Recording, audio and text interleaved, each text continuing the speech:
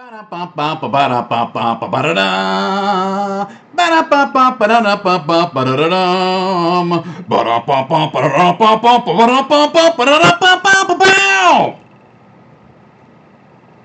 was an instrumental theme song there, everyone. That's on the B side of the Disorganized Play Cavalcade Party Album Hit compilation of Disorganized Play theme songs. Let's all get it together. So, welcome aboard. I'm Tom Lommel. I know we're a few minutes early. I'm trying to beat Havana to the punch of streaming before you all run off and go watch her play PUBG. Let's talk about last night's D and the D. So welcome everyone. We're a little bit early, but that's okay. That's sometimes, most of the time I'm a little bit late. So let's enjoy the switch up. I kind of had my ducks in a row today, so we will see whether that is borne out with today's presentation. So thank you so much for joining me as people filter in here to the chat. I'm Tom Lommel. I'm your host. I'm your Dungeon Master sometimes on Wednesday nights from 8 o'clock Pacific Time until well into the wee hours of Eastern Time. I am your Dungeon Master for the Ironkeep Chronicles, which is our weekly D&D 5 game here on Saving Throw Show. So I have to say, it's been a very rewarding campaign, in my opinion, so far.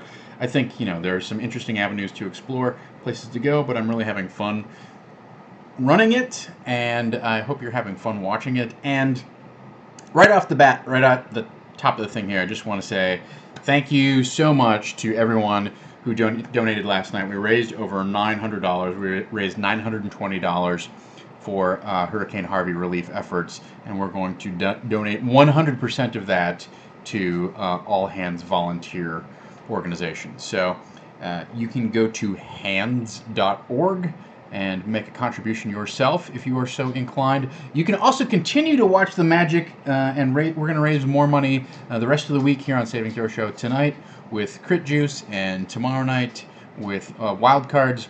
Those streams will all be charity benefit streams as well.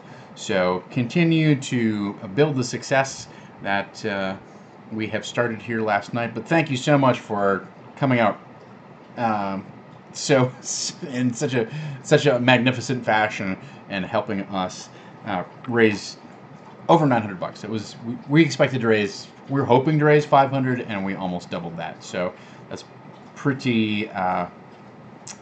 It's very humbling to have that kind of support. So thank you. All right. So today's topics.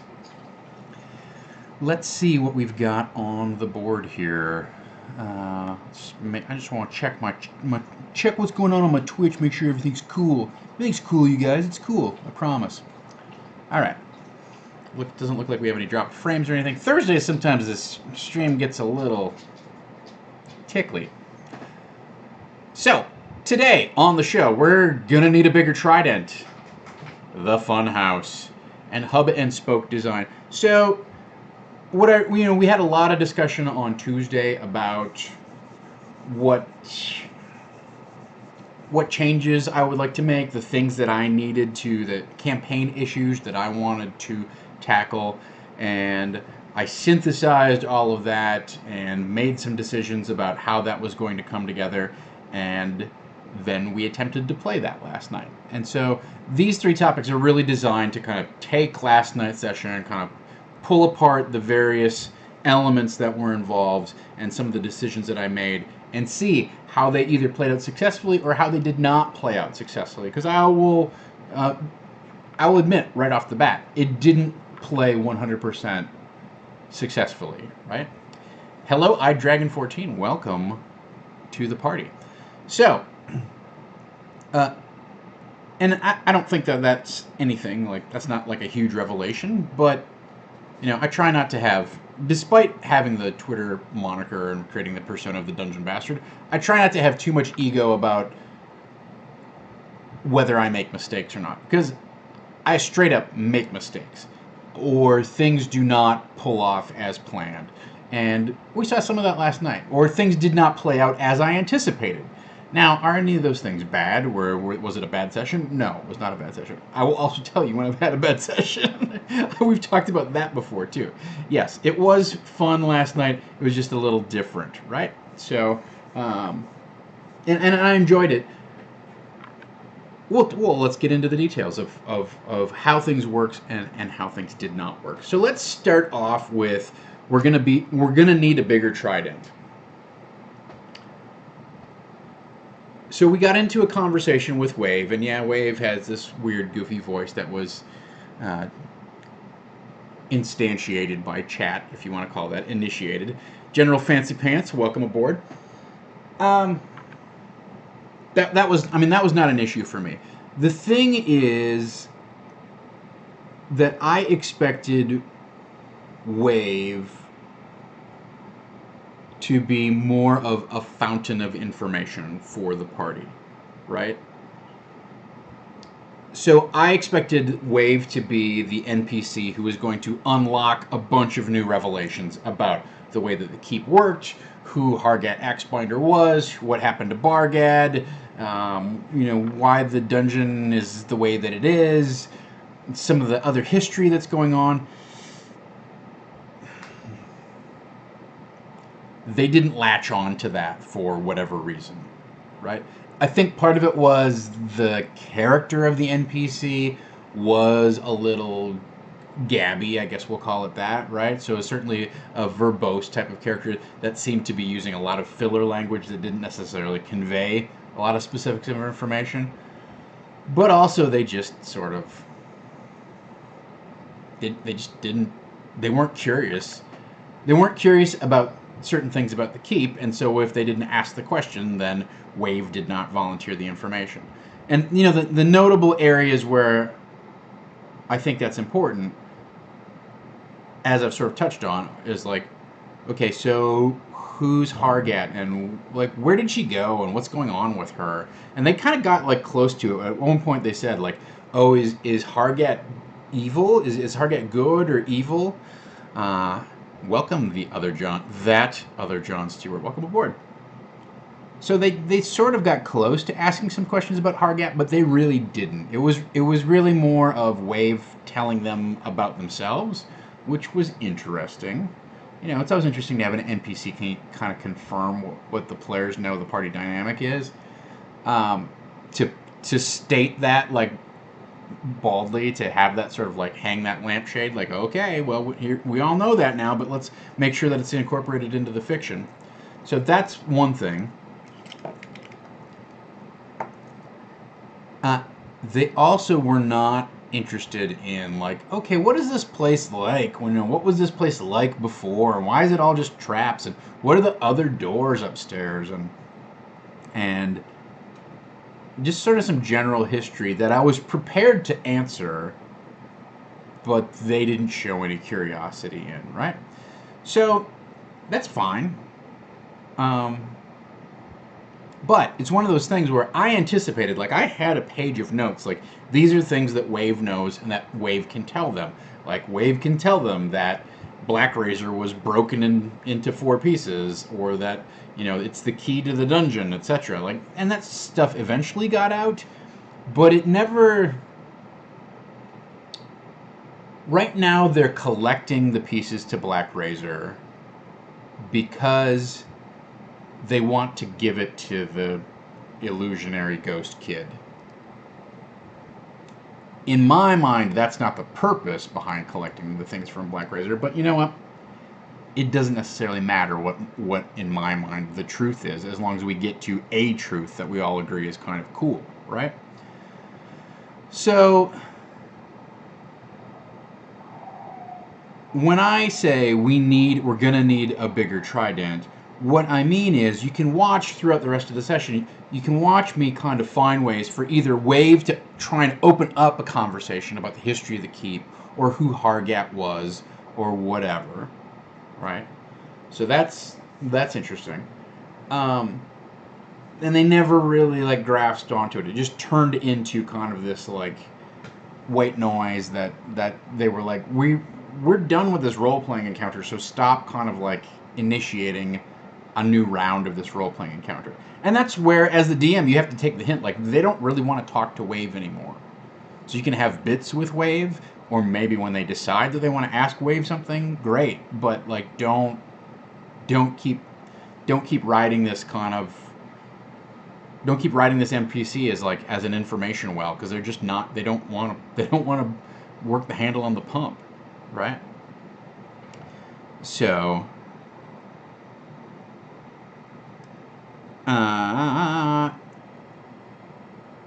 Yeah, hey everybody. M says hello. Hello everyone. Welcome to the stream. You're not that late. I started a little bit early, and I usually start a little bit late, so it's all good. Welcome aboard. You're free to, if you have questions about last night's session or something like that, go ahead and drop them in. I don't have, this is really more of like a recap. Let's talk about design decisions and how they played out and how I anticipated them to play out, etc. So if you have an observation or a question that you want to throw out there, that's cool too. I'm not gonna like lock questions off until the end of our time here together. Mr. James V, thank you so much for the donations. So thanks to everyone for the donations last night. It was really, really a terrific outpouring of support. We really appreciate it. So, with keeping in mind that Wave was tapped as an avenue where I could feed the players information and illuminate mysteries that they have been wondering about, or add hooks into things that I think are coming up, then what I decided to do was find different ways to convey some of that information, right? Now you see this play out in the rest of the dungeon, and as BSB Care says, there's still, like, when Black Razor gets reassembled, there's some ideas there for how that could work or what that could do. But I don't know. I want to keep Black Razor in kind of my hip pocket in terms of how that thing is used, because I don't know that they're going to respond enthusiastically if Black Razor is like, oh, and this thing is intelligent as well, right? And as we talked about last week, I think it's more interesting. It's been positioned as the key to the dungeon. I think it's more interesting if maybe Black Razor isn't sentient, but it has some sort of, like, it fulfills this role as a key to the dungeon. And how that's conveyed, I don't know. We can make some decisions about. I know that's taking Black Razor in a different direction than it's canonically described. It is intelligent and it urges you to commit these evil acts, etc., etc., etc.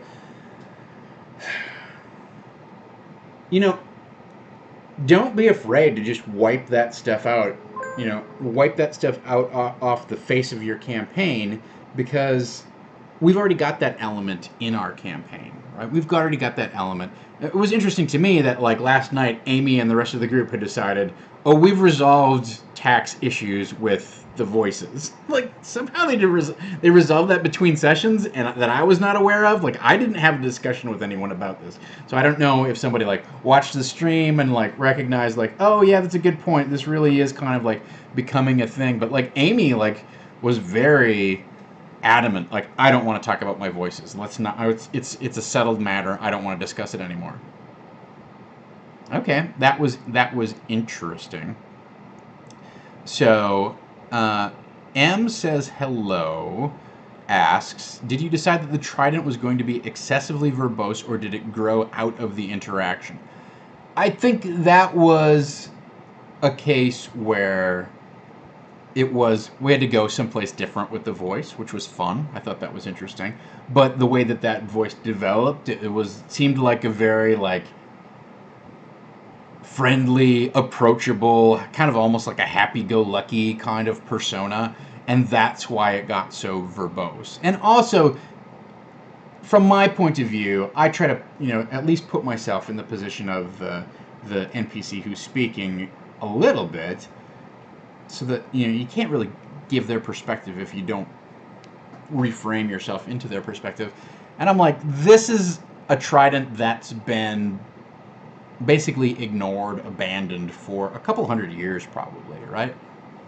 Maybe time doesn't mean anything to it, but it's sentient. So, like, I just felt like it was lonely and it wanted to talk, and that turned it into a sort or into an item that talked so much.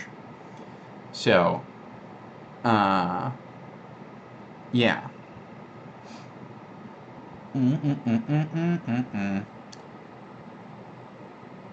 Yeah, I don't know if it's defensive or if it's defensive that Amy is done with the voices, or if it's now some sort of settled matter that they all agreed on. I don't know. That as a DMing aside, you always have to reckon with the fact that at any time your players can start an email list without you on it and talk about what they want to do next. And I would say generally that's the hallmark of a good group, but it can also get a group into some really weird decisions that you didn't anticipate, and all of a sudden you just sort of like push on the fact that like, oh, they've talked about this at length. It usually turns into, at the beginning of a session, the players all turn to you kind of at once and go, so we've been talking. So I was a little surprised that we didn't have one of those "see we've been talking" moments, but I don't know. I don't know. So that's that. James V says, I was thinking the Trident and Wave could be like a divorced. The Trident, Black Razor and Wave could be like a divorced couple forced to work at the same office. Makes them choose who to keep around and not to keep around. Yeah, I didn't talk to Amy about it at all, so I'm not sure what happened there, but it's not, I'm not upset by it. I don't think Black Razor and Wave have a lot of interaction. So,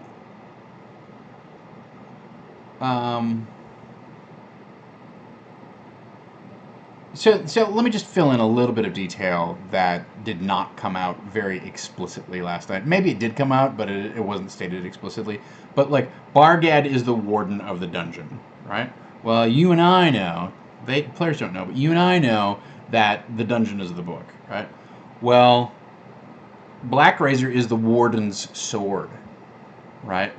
So I think there's some sort of mechanism whereby you can either go into the book or go into the sword or use the sword to put yourself into the book or whatever it is, right? But somehow there's a connection between the book, which is the dungeon, and the sword, which is the warden's key, so to speak, right? So her husband had the sword. She had Whelm, right? So that's the warhammer that was used on him when he turned into a vampire. Well, there we go. So the Trident isn't something that was carried or used by either of them. So there's not really like kind of like that analogous, like, oh, they're the married couple and their weapons are the married couple or whatever, or their weapons were brought together. I don't think Wave spent a lot of time in the company of Black Razor or even around Hargat that much. We will see more of that probably in the next session or so. We'll see that idea kind of unfold. But I have some other ideas about, and I tried to hint at like, okay, here's where Wave belongs. Wave was very reluctant to go along in the dungeon. Oh, well, if you want to carry me around, I suppose I'll do my best and do what you ask me to do, but that's not really my purpose. They didn't ask for too many specifics on what Wave's purpose was. Okay. So just to kind of bring it around, James V says, I figured the Trident being part of the keep in the fountain would be aware of Black Razor as the key to the dungeon. Yeah, I mean, aware, yes. Yeah, it's a very good question. There could be some sort of relationship there. That's worth considering. Is how does Wave feel about Black Razor and vice versa?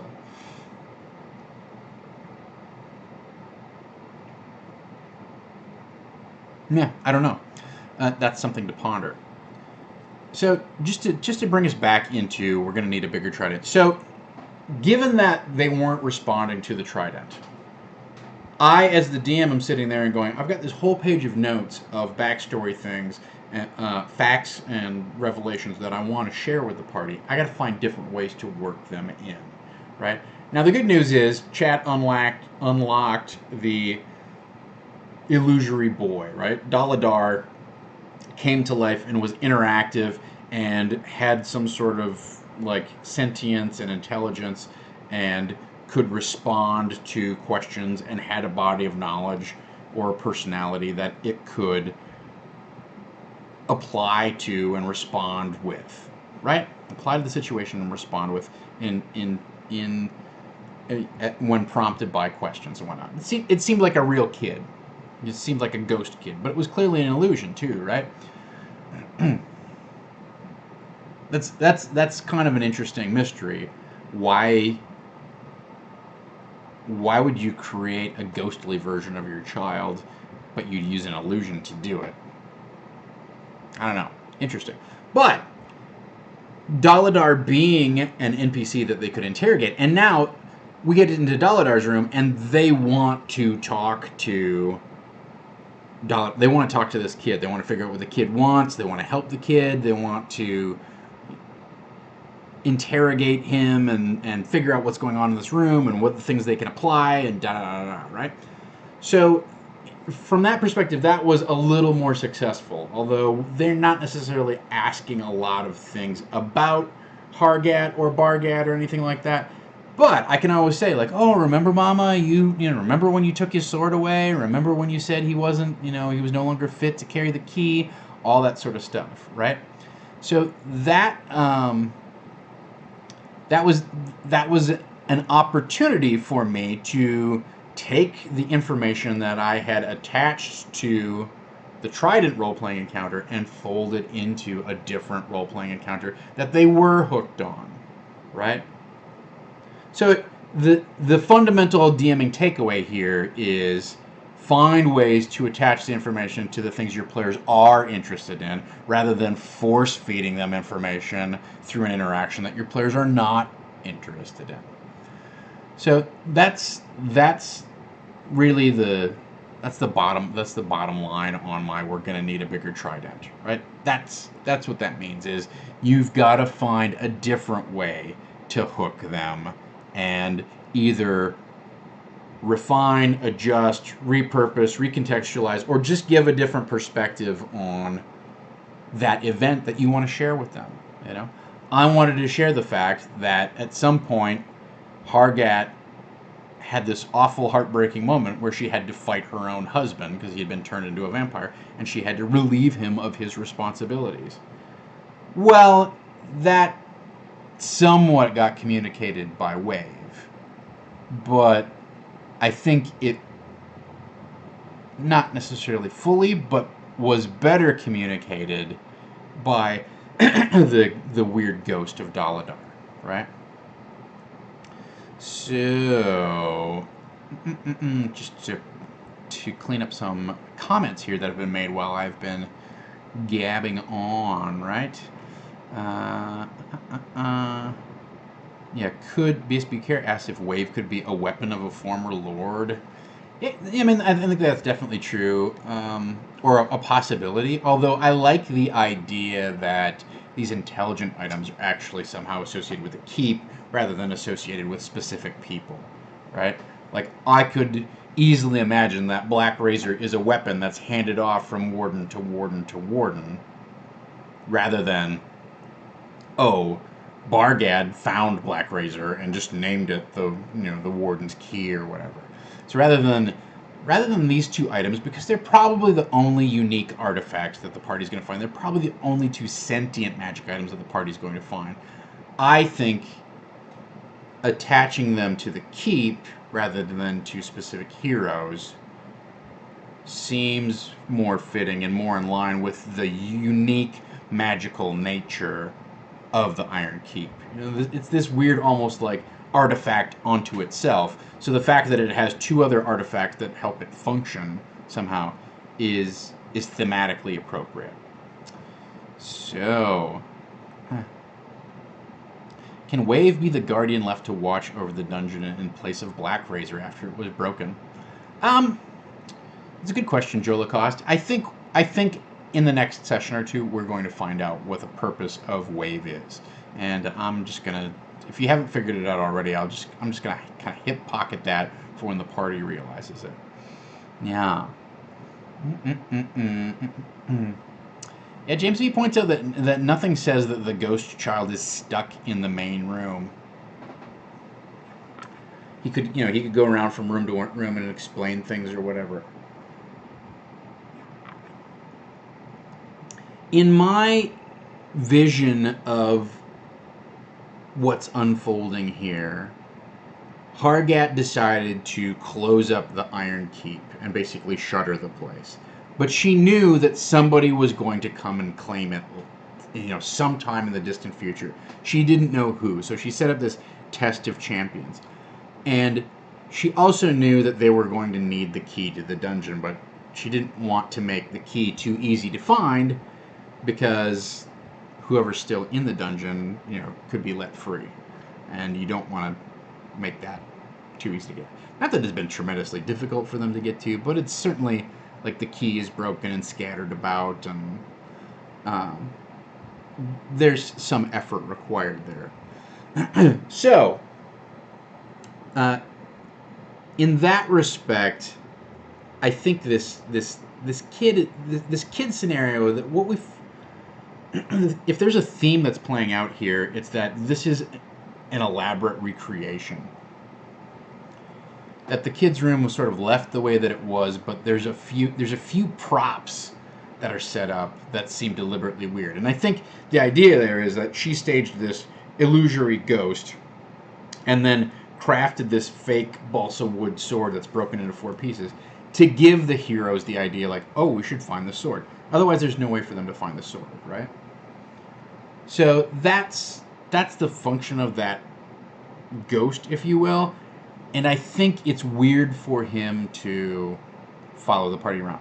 That doesn't mean that the actual kid, excuse me, isn't a character that will show up at some point down the line in a different form or whatever. But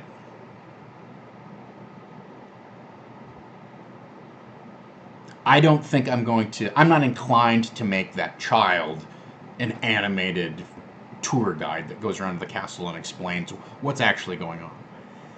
I have to move my fan. I'm getting a little dried out. Hang on.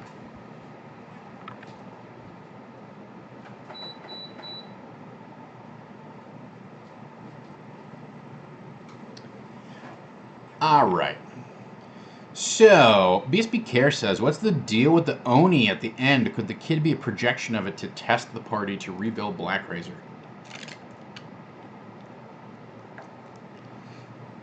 I mean, right now, the way that I have it plotted out is that the Oni has the 4th and final part of Black Razor, and they either have to defeat it or they have to negotiate with it, figure out a way to get that final piece from it, right? And so that's the topper guardian of the whole test. I'm going to sneeze. Excuse me. That's the topper encounter of this whole piece everything together, is if you can somehow defeat or trick or convince the Oni to give you the 4th and final piece, then Black Razor becomes whole, and you become a deserving owner of the key to the dungeon, right? You've proved your worth. So I think there's a test there that we still have to craft, because the encounter as written is pretty boring. But that's how I see that function. It makes that character and makes that interaction far more important, and we need to put some design time into that. We'll talk about that on Tuesday. James V says, I was thinking the Oni was what the original kid got turned into and was thus lost. That's an interesting idea, right? I like that. I like that idea.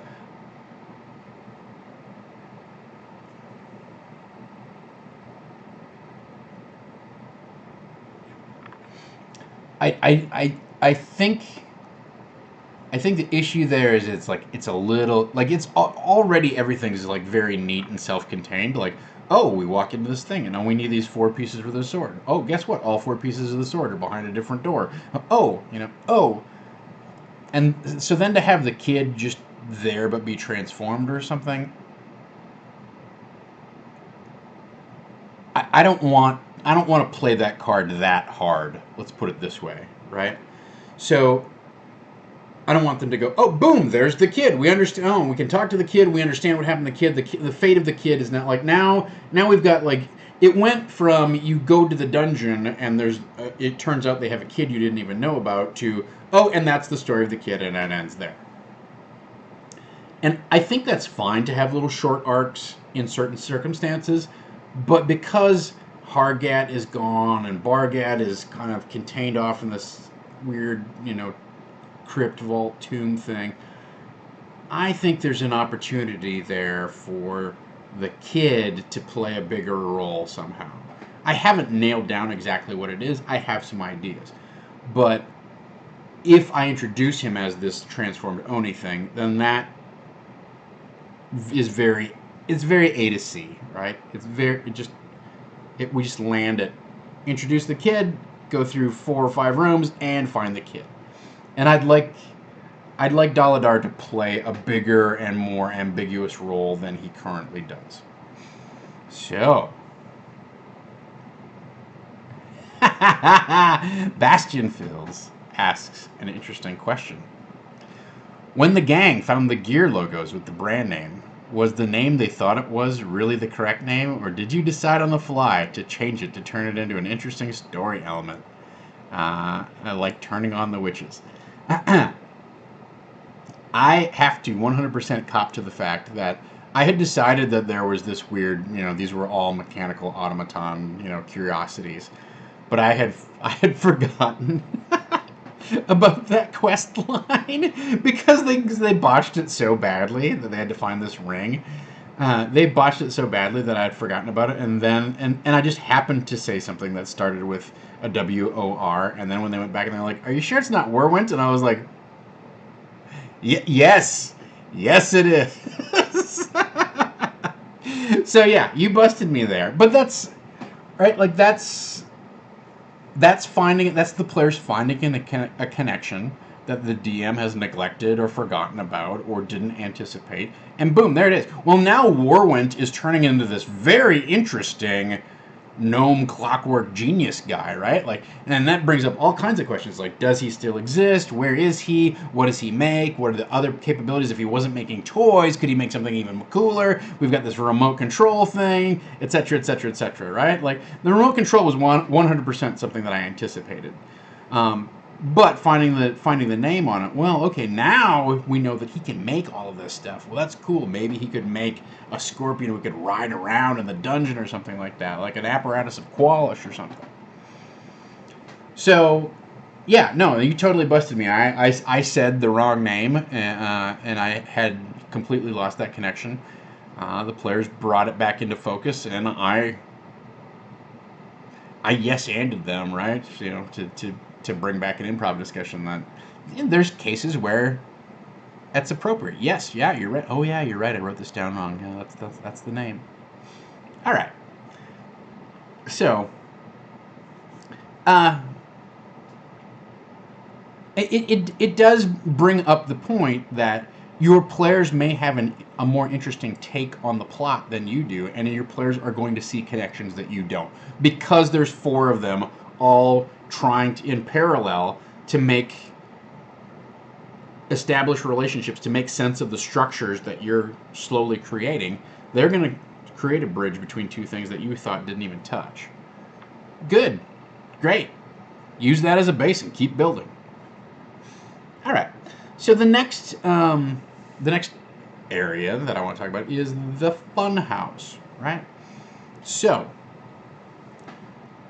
I think we saw very definitively, like I talked about how I read this section of the module, and I considered it to be the most funhouse-esque portion of the adventure, right? All of the encounters are super goofy and weird. There's the weird kayak encounter, the inverted ziggurat of aquarium menagerie, weird animals, the couple of the encounters I didn't even get to yet, like the slip and slide room with all the razor blades. Even if you think of the corridor with all of the electrical plates or whatever, the heating plates, all of that stuff has this, to me, it had this bizarre kind of like carnival funhouse kind of quality to it. And so I sat down, and we talked about this on Thursday, but I sat down deliberately with an eye to enhance this thing, to figure out a way to take what was indicated there, what was indicated in the text, and then notch it up to make it more explicit and heighten that feeling of this is sort of like this weird amusement park playground for this kid, right? So, for one thing, one benefit of doing this, of kind of like not just of doing a quick brush-up rewrite on some of this stuff, is that it ties in thematically with a big thing that's going on in the campaign, right? This whole idea that like toys come to life, and toys are the key to more power, and we just have this general theme of toys play an important role in our adventurers' lives, right? Well, now we've got a parallel here where we have this kid who loves playing with toys, and he's got all of these toys that he plays with. He's got all these things that he does that are fun and weird and larger than life, right? So thematically, it's a pretty good fit. I wouldn't have wanted to do it with the whole dungeon, because I think it would get tiresome for the whole dungeon to be the goof funhouse mirror type of area. But I'm going to write that down because I forgot.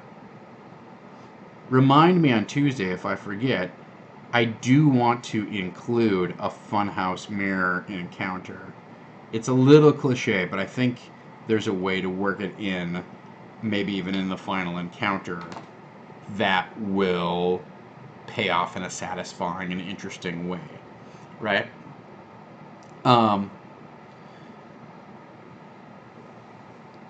Bastion Fields asks, was I searching for the word tableau when I meant diorama?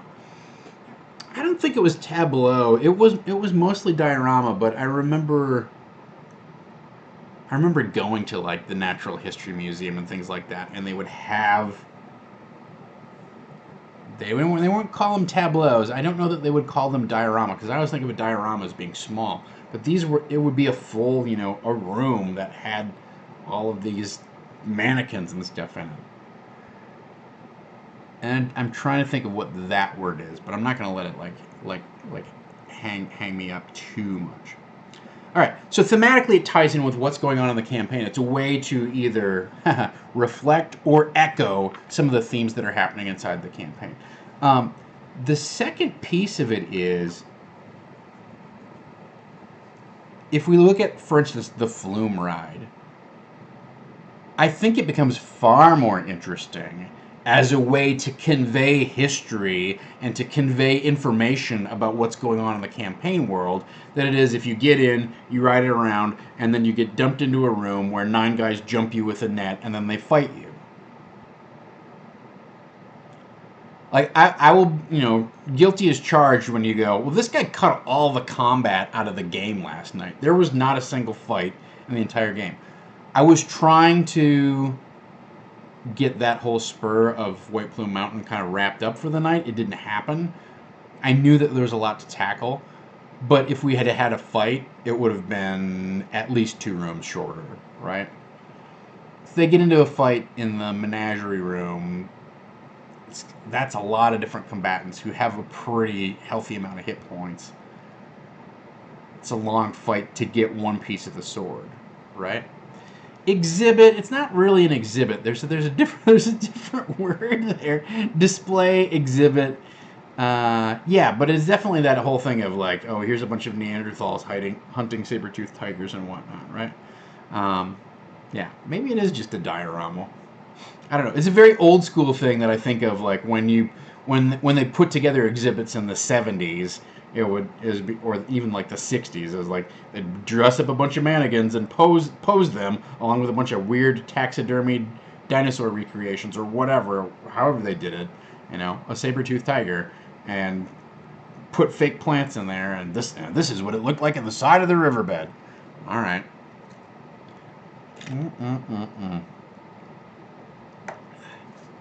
Yeah, see, the thing is, I always think of dioramas, like I said, as being a smaller scale. I don't know. We'll figure it out.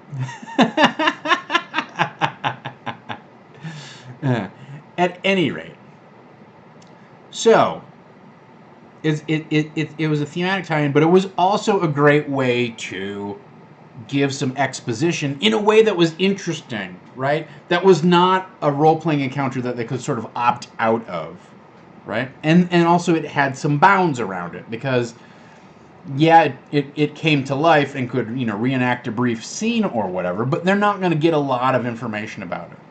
It's not like the Hall of Presidents where he stands up and gives this long speech that they could tune out of or mine for a bunch of information.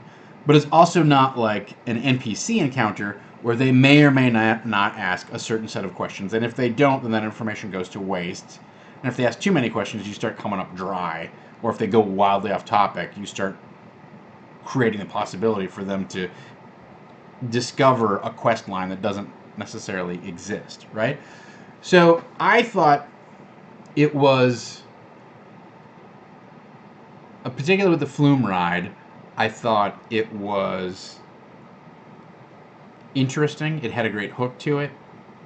Getting on it was kind of fun, or at least like it was fine that it was a little bit of a challenge to get on it. And then you could ride through it, and you could picture in your mind exactly what that was. Like, oh, okay, the beautiful thing about lifting stuff from like Disneyland or whatever is that people have been there or they've seen the video or whatever, and they can relate to it without you having to do a bunch of description.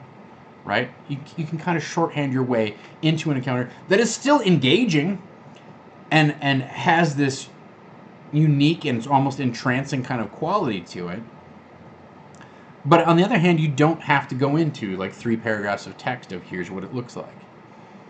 That's one of the things that I like about DMing face-to-face, based off of notes, as opposed to writing an adventure for like Adventures League or whatever. If I had to rewrite this for Adventures League, I would have to do like a 3-paragraph write-up on, okay, and then they ride, after X number of turns, they ride to this room and read the following box text, right? Really tough. Don't bring up the Gungan City. So,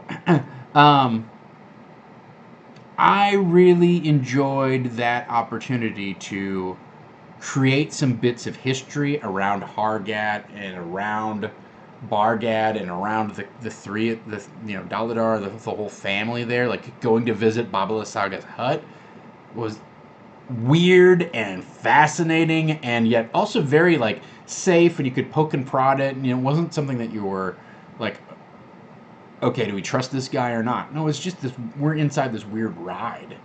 Who doesn't want to stop? Who doesn't want to stop the little canoe thing or whatever in Pirates of the Caribbean and get out and go up and look at the Johnny Depp thing? Go poke the thing and see where the wheels and the levers and the turns are. So, yeah, I sort of have literally turned this into Dungeons and Dragons, the cartoon show. That's okay. The final point that I want to make about the funhouse aspect of it, and I'm glad that I've decided to heighten this into a funhouse type of experience for them. There's a big problem with that inverted ziggurat menagerie room, and I know we talked on Tuesday about how iconic it is. And how are we going to draw it and display it and all that kind of stuff? And I will take the blame that I should have just drawn it out ahead of time on a piece of gaming paper or whatever and just flapped it on the map. Done. Not wasted time actually counting out squares and drawing it in and all that kind of stuff, right? So that's something that I should have foreseen and put a half an hour of my own time into instead of putting 15 minutes of game time into. But the menagerie room is probably one of, like we talked about on Tuesdays, one of the 3 most memorable encounters in all of White Plume Mountain. I do feel like we sort of shortchanged it a little bit. I'm glad they have a picture illustration of it. That helped. But I don't think it's a well-designed encounter. And the issue with what's set up there is you have kind of these 3 levels of monsters, right? That are all separated from each other. And the idea is that you have this weird big fight, maybe you break the glass, and then maybe the monsters attack each other and all that kind of stuff. But it very much suffers from we go 30 feet down the hall and start throwing fireballs at it. And that's the easiest way to defeat that encounter. It is it's supposed to be this kind of, or it feels like it's intended to be this trap where, okay, well, you get chased from here, and then the monsters from this level come and get you, and they get from here, the monsters from this level get you, and then when you go from here, the monsters from this level come and get you. And I think the issue is that it's set up where you walk in and it's out here, right? So you can just stand back and just you can ranged attack the whole thing. And that drains a huge amount of drama out of the whole threat, right? Like, it lowers the stakes immensely. And maybe, that's just to make you feel clever. Okay, you did it, you figured it out. But it's not for anyone who doesn't have a bunch of ranged attacks, now it becomes a boring encounter. Okay. Alright, so, round 4, what are you gonna do? Wizard? I'm gonna fireball. How many are left? Just 2. I'm gonna fireball again. Okay, there's 1 left. Paladin, what do you want to do? I took a vow that I wouldn't use ranged weapons, so I don't know. Is Bless still going on the Ranger and the Thief? Yeah? Okay. Does anybody need healing? No, you haven't taken any damage. Yeah, I'm good. It's not a great design, right? Now, were I to turn this into a combat encounter, I was not inclined to do it because I knew how much time it was going to take, right? Yes, as BSB Care points out, if you walked into the bottom part and now you're surrounded by all this stuff on top of you, and you've got to get to the top, whoa, and now all of a sudden it becomes a challenge. Like, can we fly? Can we climb? Are there ropes? Is there a ladder? What if we bust the glass? Oh, no, it all comes towards us. That's a far more intriguing and engaging set piece than what is presented canonically in the adventure. And I thought about doing a thing where I literally inverted it, where it was up on the ceiling, and somehow those, either like there's an anti-gravity effect or whatever, right? But yeah, you've got to put the party in the middle of. It can't be out here. It needs to be around here. Whoa, whoa, whoa.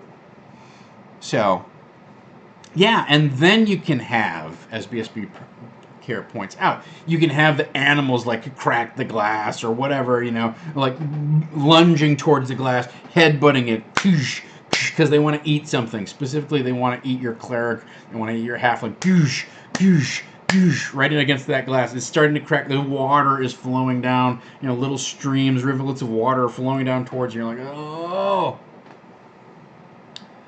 So I don't feel bad about short-circuiting, about turning it into a remote control encounter. Zzz, zzz, zzz, and the thing busts the glass, and the tanks fill back up, and whatever. I don't feel bad about that. It's fine. It worked out great. It was maybe a little bit longer than it needed to be, but it was exactly about what it needed to be.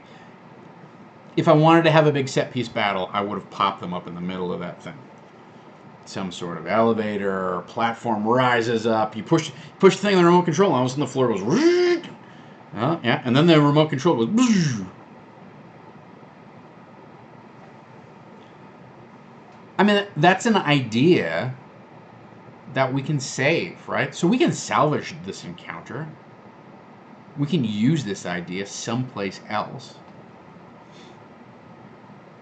But yeah, as James V points out, just because it's a classic or just because it's iconic does not mean it's well designed.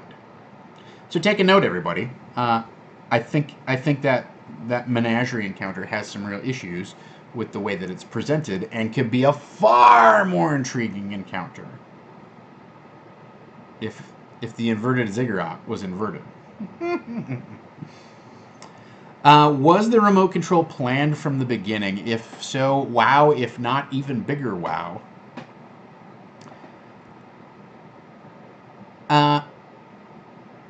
Yeah, it was planned. It was in my notes that they would find a remote control in that room, and that would have the 4 gems, and that because I had to sit down and go, all right, well, what makes this mechanical menagerie interesting, and how could it work, and how are they going to interact with it? Because if they're just these automatons, and I was like, maybe they can find a key that they could wind them up or something like that, and then I'm like, but I don't really want them to get wound up. I want them to wind them down, so I don't need a key that activates them. I need some sort of key that deactivates them, and that the most obvious route there is, remote control, off, off, off, off, off. It also seemed like very much like the kind of toy that the kid would have, right? That was fun. So that was planned. That was not a huge surprise. The only thing that I didn't necessarily know was that you had to hit, kind of had to double hit the breaking the glass thing. I'm not even sure why that would be in there. It's such a weird thing, but it's such an iconic moment. It's that scenario design or that encounter design is screaming for somebody to break that glass. It's got to happen. And if you walk out of that room and the glass has not broken in at least one section, you're disappointed. Oh, I really wanted to break that glass. Yeah, we'll throw another sidebar DM note in here, is that I'm not saying in every room, but in at least, 1 or 2 encounters in your session, you should have something absolutely cool that the players can do, and realize that if they don't do that cool thing, or if you deny them the opportunity to do that cool thing, they're going to walk away disappointed, right? So if there wasn't a remote control in this room, they'd be like, oh man, what would it be like to break the tanks and all this crayfish? Wouldn't that be, oh wow, what would it be like? But they're probably not going to do it because they don't want to get attacked by those things. And also it just seems inherently malicious to do it. On the other hand, but given that cooler heads are going to prevail and they're going to walk out of the room without busting the glass, somebody, probably the person playing the thief, is going to go, man, I just want to bust that glass. Even though it doesn't have any kind of real effect, they just want to do it because it's a cool thing to do. And I would say 6 times out of 10, the party's going to talk about it, agree not to do it, turn, start exiting the room, and at the last minute the thief is going to go, okay, I throw my stone of shattering at the glass. Or whatever, right? So there's that. It's the same thing if you set a scenario on a submarine. Oh, what are the cool things that I want to do on a submarine? And then you got to give them the opportunity to do it, right? Oh, I want to look through the periscope. I want to ring that alarm thing, that klaxon that goes dive, dive. I want to do that, and I want to fire torpedoes at something, right? Maybe I want to blow the ballast tanks or whatever. But the 2 things for sure are, I want to use the periscope and I want to fire the torpedoes. And at some point, the third thing is I want to yell dive, dive at some point. Well, you got to give the players the opportunity to do that. And if you set up the scenario so it's oh, you can't use the torpedoes, you're working against, you're consciously and deliberately countermanding the coolness of your own encounter. So, yeah, you definitely want to fire yourself out of the torpedo tubes. Maybe launch the nukes or whatever.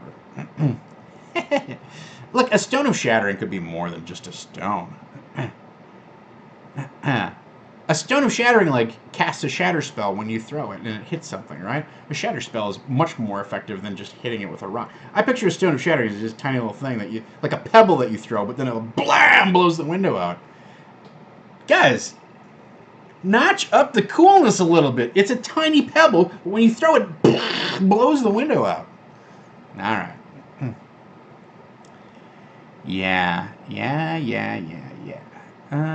Looking at my comments here. Yeah, it was interesting that they assumed the gems were like keys or something, or that they needed to put this thing into one of the automatons instead of. It took them a while to figure out that it was a remote. That was fun. It was nice that they had to have some experimentation and discovery, rather than they pick it up and they go, "Oh, this is a remote control." If I'd put an antenna on it, and I almost described like it, oh, it's got this little metal button on the top of it, and then they pull it up. There's a metal rod. Oh, it's an antenna. It's a remote control. Because it wasn't obvious, they had to discover. It was rewarding and satisfying for them to figure it out. I mean, Havana was like off on the wrong track at the start. She's like, "Oh, the red ones are scorpions. I wonder what the green ones do." So it was nice that it was a modern day type of object that had been stripped of just enough detail that they couldn't tell exactly what it was. They couldn't. They didn't immediately like apply their metagame knowledge of like, oh, that's a cell phone. For some reason, my character starts rubbing his finger on the glass surface. So there's that. All right. Do. All right. You know, if you had a hammer of bludgeoning, what if it did extra bludgeoning damage? Your torch of burning, when you threw it and it hit the ground, it burst into not a fireball, but it burst like like an oil lantern, but it's just a normal torch. So you carry it around and it looks cool, and then when you throw it, it goes. That's cool. I know it seems ridiculous to make the thing the redundant thing of the thing, the plant of growing, and yet. If you took the plant and you threw it across the room and it turned into a small tree or a bush or a thicket or something like that, you're like, that's incredibly. I will find an interesting use for that. Right? All right. Let's move on to our third and final topic here, hub and spoke design. So I just want to talk about how I changed the map for White Plume Mountain. Right? And I'm not going to go much over time today. This has been a great discussion, but it's so hot in LA, I can't have the... I don't want to have the AC off for long. And also, this is a very nicely focused discussion, so rather than ramble like I usually do, I'm going to try and keep it to a tight hour or so. All right. So, hub and spoke design. White Plume Mountain sort of uses this in that you go in, there's the Sphinx, and there's a central chamber off of the Sphinx, and then there's 3 different spurs that each go off toward their own logical conclusion. Or, I don't know if it's logical, but they all each go off to their own climactic encounter, right?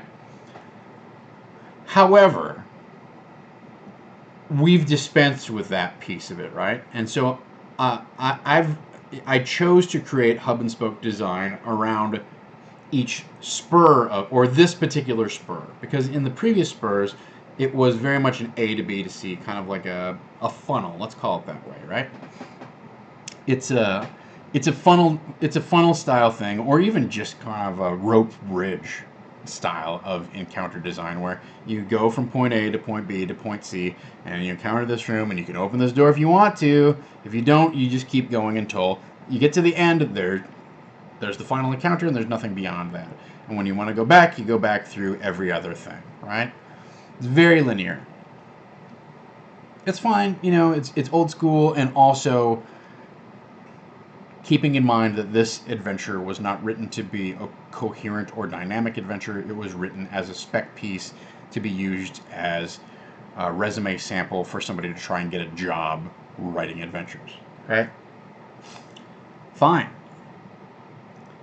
But I chose to take that rope bridge linear type of layout and change it so that it was more of a hub and spoke. So they walk into the hub, the kid's bedroom, and then there are 3 rooms off of that each lead to its own specific encounter. Now, there's a couple of advantages and or implications to this, right? One is you have the same number of encounters, but they get to choose what sounds most interesting to them, right? So the kid goes, okay, you go that way to play Shank. That's my flume ride. That's fun. Behind there is the mechanical menagerie. And they didn't really ask too many questions about what each of those things was, or the kid wasn't going to answer them, or didn't answer them for whatever reason. But at least now the party has a choice about which way they want to go. Even if it's not a super meaningful choice, in terms of did it matter whether they went to the flume ride first or the menagerie first? No, it didn't. But the players feel better about, like, yeah, let's go check that out. Oh, what did we learn? Great. Okay, let's go to this next room. Which one do you want to go in next? So the players feel like they're in charge of their own destiny, rather than getting kind of marched down this hallway. It opens up into this room that does this horrible thing to you, and then at the other end there's a door that leads to more hallway that opens up into this room that does this horrible thing to you, and then there's a hallway that, you know, right? So that's...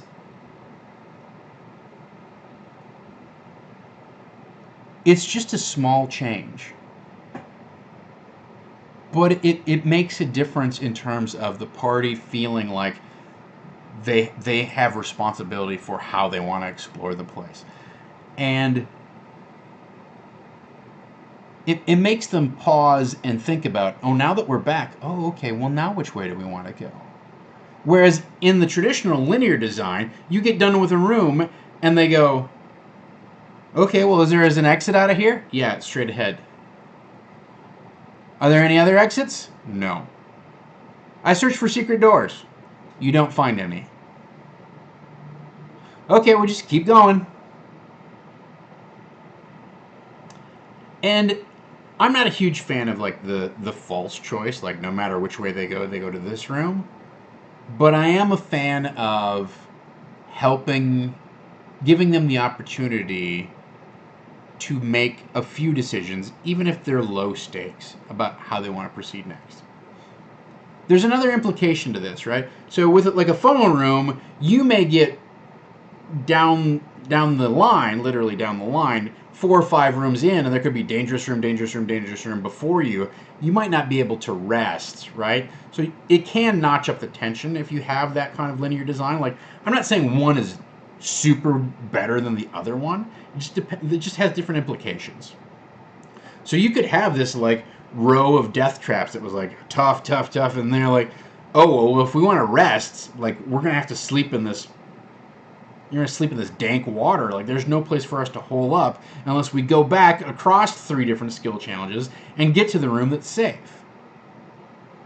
So you can kind of notch up and create and heighten the desperation that the party feels, and kind of like literally kind of like paint them into a corner by forcing them down the funnel.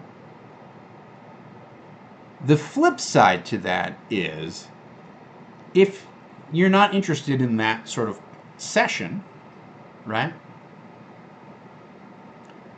then you can create this hub and spoke design where they come into the central room and then go off and have an encounter and come back to this central room that's a home base kind of safe area.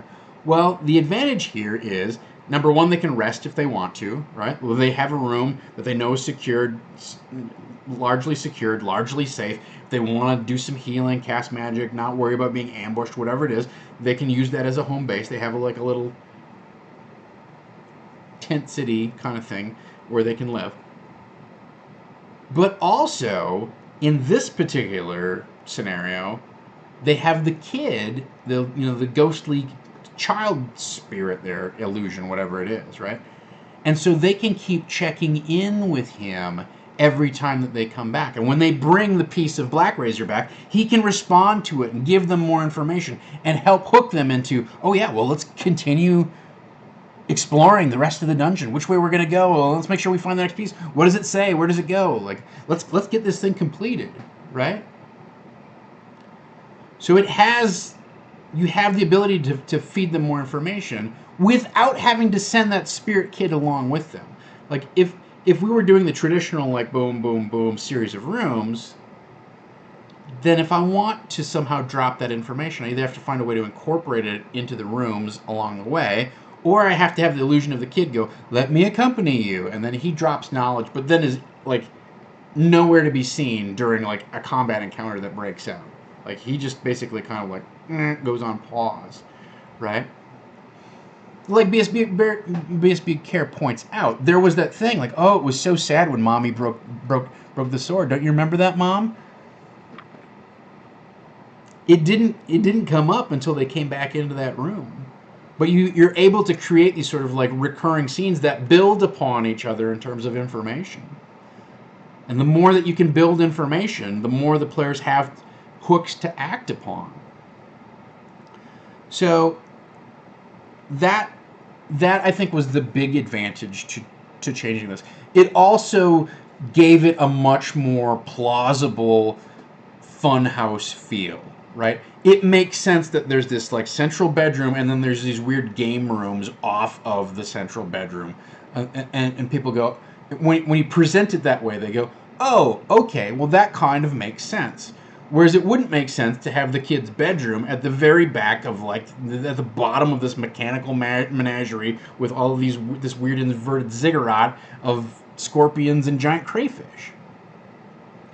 So the plausibility and the suspension of disbelief required changes dramatically with this type of design. Oh, yeah, of course he's got a room where, of course. So that's the advantage there. There was a small moment of cognitive dissonance where they were coming down that first hallway and it was heating up everything that was metal. And they were like, what? Why is this? And, Wave was able to fill in the blanks. Well, it's a way to keep people from bringing weapons into the children's area. Pretty cool when you think of it that way. Not necessarily like kind of like a heavy-handed solution, but pretty cool. I also think that it was very worthwhile to combine the incredibly mundane pit trap of you're walking through the water, with the heated metal thing. So Garav, says, all right, well, Thawne's going to just sprint to the end, and he, oh, guess what? You step off the edge. That to me was a great. It made that entire trap. It gave it a second dimension that was far more interesting than just the as you walk along it gets hotter until you have to shed your armor and figure something else out, right? So that was another moment of editing where I was like, okay, I can. And the thing is, on the fly, you can decide whether that needs to even be in there. Oh, okay, well, they've come up with this really kind of very quick, expedient way to defeat this thing. Let's throw a little twist at them and see if if we can step it up a notch. Okay, there's some great suggestions going around in chat for magic items that are redundant. James V asks, was there anything in the pit, or was he just going to get more wet? So that's the thing, right? Is in the adventure as described, you just get more wet. It doesn't you don't drop down and hit some spikes or something like that. It's not like the trapdoor closes and you start drowning or anything. It wasn't very Grimtooth's traps in any significant way. And so I felt like adding it in made that whole thing together a little more Grimtooth's traps. Oh, if they try to run down this thing, the door opens and they plop through. But I thought that was enough of a, it's a 10-foot pit, so how are you going to tell when it stops? Do you have something that reaches 10 feet across? Would you throw a weighted rope that had, something and you drag it? Oh, okay, it's down, flop, and then it goes. So, that was, I think there's some potential there for that element to become more interesting, but as written, it's just a pit, and you don't even take damage. You just maybe sink? You have to swim instead of running? Do you want to go in over your knees? It's kind of the question. It would be great if there was some sort of like spring-loaded thing that like released eels. Oh, now there's eels in the water and they swim up, they swim down the water channels. Hee hee hee. All right, I'm gonna write that down. I'm just gonna write down eels. I'm gonna write down eel trap, and then later I'm gonna say, why did I write down eel trap? What happens there? It would be incumbent upon you to remind me. All right, so that brings us to the end of our hour. We've covered all of the topics that I wanted to cover today. I thought it was a good session last night. Certainly, it was very role-playing heavy in kind of a different way than we had the week before. But it was some good exploration, and I enjoyed the session, and I like the redesigned touch-up. The main regret is I wish I had drawn out that menagerie room and saved us all some time, just plopping that on the map. But live and learn. That's in hindsight. It does give us the opportunity, since we kind of cliffhangered with the last two pieces being unfound, it does give us the opportunity to either expand or brush up on some remaining pieces of this part of White Plume Mountain and where it's going to go. But I do think we need to kind of check in on our plot radar and make sure that we dial in a little bit on what our quest is and how our heroes are going to go about resolving it. So we will think about that on Tuesday, everyone. Oh, Tuesday. Let's take a look at our calendar. Tonight is Crit Juice, everyone. Again, the whole rest of this week we are raising money for Hurricane Harvey relief. So please tune in at 8 o'clock tonight and make a donation toward Hurricane Harvey if you have the money, are so inclined, would like to support All Hands, the designated charity that we have picked to direct our funds to. So that's tonight with DM David Crennan. So there's that. Friday night, it's episode 2 of Wild Cards. So bring that back with DM DJ Jordan Caves Callerman. So check that out. I don't know if you saw on Instagram, but they've got some fantastic new props or set pieces that they're going to use in the show that Megan assembled from stuff that they got at Gen Con. So that will be exciting. I look forward to that. It is a holiday weekend, so I hope you all get the opportunity to go out, do a little bit of gaming. I think I'm going to try and get my own personal campaign, my personal D&D campaign that I play with my wife and friends. We're going to try and reboot that on Saturday. We're going to tackle pieces of Expedition to the Barrier Peaks. So there's a lot of old school gaming happening in my life right now. I do want to try out Tales from the Loop and try out a couple other things, but we'll see when we get there. So those are my weekend plans. That's what I've got on deck. Maybe play some video games. That's about it. But I will be back on Tuesday. So thank you again so much for everybody who donated. As I said, incredibly humbling experience, and I'm going to have to tune in either tonight or tomorrow night and kick in some cash myself to help promote the cause. And yeah, we got some great stuff coming for you in September. It is the 31st. If you are not a Patreon subscriber, we're Patreon. Now's a great time to make your commitment because everything will start getting billed tomorrow and you get access to all of our Patreon goodies. If you want things like Plot Radar or some of the reskin notes that I have made about various changes to the Sunless Citadel and things like that, those things are available to our Patreon backers at the $25 level and up. We're definitely looking at ways to keep the income stream flowing at Saving Throw Show. We managed to pay our base expenses, but in order for us to truly expand and bring you more offerings, we really need to bring on full-time techs and things like that. So, or not necessarily full-time, but we need to pay them a reasonable wage and make sure that they have adequate incentives to come in and show up every single week. And we can't just, Dom's the head of this ship, and if he gets burned out just running the board, then the whole thing begins to founder. Yes? So, very good. Thank you so much to everybody who tuned in, made suggestions, asked questions. I really did enjoy our discussion today. Thank you to everyone who has backed us in one form or another, whether that's monetarily making a contribution or being a Patreon backer, or just subbing up on Twitch with your Twitch Prime or your regular, $4.99 Twitch subscription, what have you, or if you've just been spreading the word. Like, our follower count is going up, our numbers are going up. We're really looking to grow the channel, and the more that you can help us do that, that is also. Don't discount telling people to follow our show, check in on our shows, become a fan of Saving Throw Show themselves. It does, every little bit helps with that. Farquad, you missed it by exactly 1 hour, so thank you to all of our mods and everyone who helps keep the channel friendly. This has been Disorganized Play. Until next time, let's dungeon! 413 for 413. I'm back in the mix, everybody.